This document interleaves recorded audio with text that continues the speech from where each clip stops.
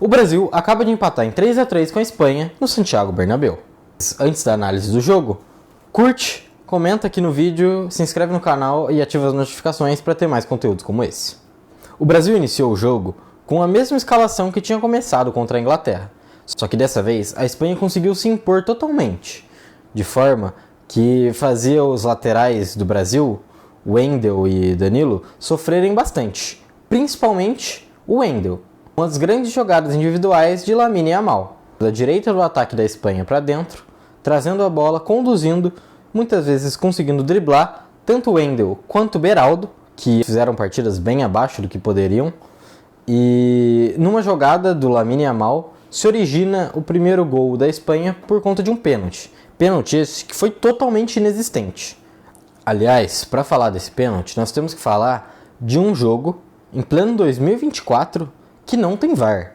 É um absurdo isso, principalmente num espetáculo dessa magnitude, né? Brasil e Espanha no Santiago Bernabéu, dava para ter VAR, né? Cá entre nós. Essa falta do VAR fez com que as decisões do juiz, que já por si só é muito fraco, ficassem cada vez mais confusas. E essa primeira marcação de pênalti é um exemplo claro disso. Ele não sabe se sinaliza, não demonstra direito suas intenções, e num lance totalmente inexistente, um contato totalmente normal de jogo, Lamine Yamal se joga dentro da área para o juiz marcar o pênalti. Rodri, capitão da Espanha, que fez uma grande partida, converteu, chutando no meio do gol. Bento pulou para a direita, tentou adivinhar o canto, mas infelizmente não conseguiu pegar. Chegou até perto levantando os pés, mas não foi possível. Então, a partir desse primeiro gol, começa o pior cenário para o Brasil possível, que é a Espanha com vantagem podendo controlar a bola. Então, no primeiro tempo, foi um verdadeiro olé para os espanhóis. Eles tocavam, conseguiam articular jogadas, rodar a bola de um lado para o outro. O Brasil não conseguia encaixar a pressão direito. Foram poucas as oportunidades. Foi uma escapada com o Vinícius Júnior, numa finalização em cima do Unai, que é o goleiro da Espanha. Mas, de modo geral, a Espanha tocou e o Brasil não viu a cor da bola. Até que a Espanha conseguiu achar o seu segundo gol em outra jogada individual, também pelo lado esquerdo da defesa do Brasil, que Bruno Guimarães sofre um drible, Beraldo sofre outro ainda mais desconcertante dentro da área, o Wendel perdido no lance, e nisso o Dani Olmo faz uma grande jogada individual, conseguindo se livrar de todos esses marcadores que eu falei, entrar na área e bater com um chute colocado para tirar do Bento e fazer o segundo gol. Um belíssimo gol, inclusive, com uma caneta de Dani Olmo em cima do Beraldo dentro da área, totalmente desconcertante. Beraldo e Wendel foram muito mal, mas muito mal mesmo, a ponto de se imaginar o que poderia ser feito e se os dois voltariam sequer para o segundo tempo. O Brasil, logo no final, consegue, por meio de uma pressão, recuperar a bola por um erro claríssimo do goleiro, que entrega a bola no pé do Rodrigo para encobri-lo e fazer o gol de desconto do Brasil. E o primeiro tempo acaba 2-1 para a Espanha, com o Brasil sendo amplamente dominado, sem conseguir sequer reagir. No segundo tempo, são feitas 4 trocas. Danilo sai, provavelmente por uma lesão, para a entrada de Ian Couto. Entram também Andréas Pereira e André, no lugar do Bruno Guimarães e do João Gomes, que não fizeram um bom jogo. E entra também o Endrick no lugar do Rafinha. Nisso, logo no começo do segundo tempo, deu para ver o Brasil com outra postura.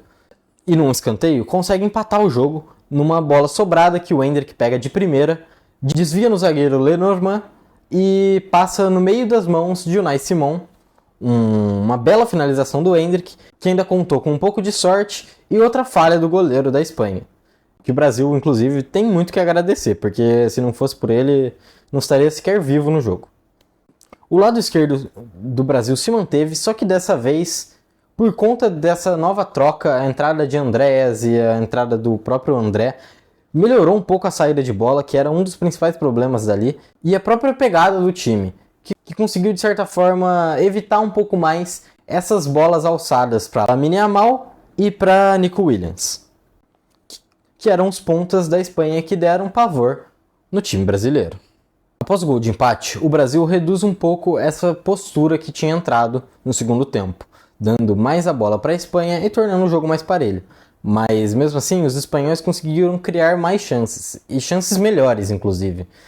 Tanto que Bento foi importantíssimo para o Brasil se manter vivo durante boa parte do jogo, fazendo boas defesas no primeiro tempo e 2 defesaças no segundo tempo, fechando o gol e sendo crucial para a manutenção do placar. Já no final do jogo, acontece outro erro nítido do juiz, que além de ter marcado um primeiro pênalti ridículo para a Espanha, ter invertido faltas, ter sido totalmente confuso em todas as suas marcações e ter administrado o jogo de uma forma péssima, ainda marca mais um pênalti para a Espanha. Um pênalti de outro contato totalmente normal.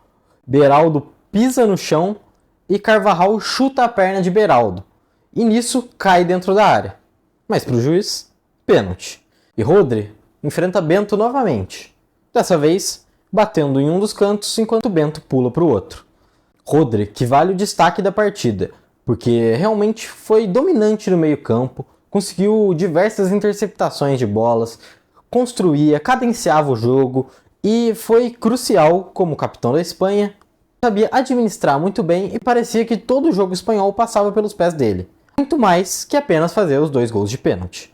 O Brasil, antes de tomar o gol, até tinha algumas jogadas com a entrada do Andrés Pereira, que entrou muito bem, inclusive, junto com o Endrick, que, aliás, uma crítica ao Dorival em relação ao Endrick, que é ele ter mantido o garoto, mesmo após o desconforto que ele estava sentindo no campo, não sei se por pancada ou por lesão, mas ele claramente não estava tão intenso quanto poderia. Obviamente não estava mais fazendo todas aquelas movimentações ofensivas, não estava conseguindo se dedicar tanto na corrida mesmo. Isso fez falta para o Brasil, principalmente quando saiu o Rodrigo, e daí se percebeu que estava muito complicado de criar, e o gol brasileiro parecia que não ia sair.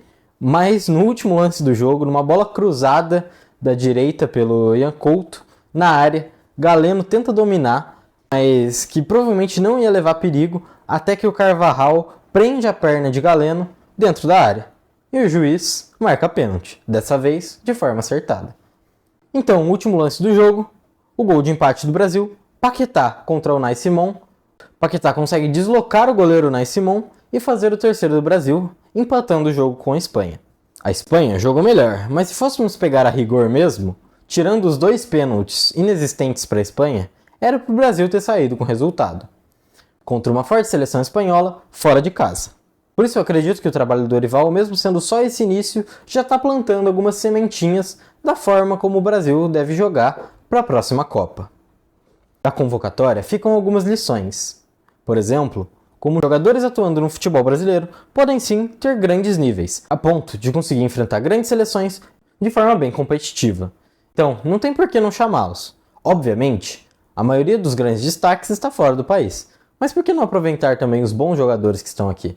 Esse é um ponto muito positivo, e o outro ponto é que o Brasil aparenta ter achado o seu novo camisa 9, que é o Endrick, que, embora tenha tido poucos minutos, conseguiu ter 2 oportunidades para marcar contra a Inglaterra em Wembley e a Espanha no Bernabéu, e ajudar muito nos resultados da seleção brasileira. Enfim, essa é a minha análise tanto do jogo contra a Espanha, quanto dessa data FIFA de forma geral, um pouco do início do trabalho do Dorival, e eu espero vocês no próximo vídeo aqui no canal. Vou estar deixando um conteúdo que eu imagino que vocês gostem aqui. Reforço o pedido do like, da inscrição e do comentário do que você achou da partida de hoje. Enfim, me despeço, até uma próxima.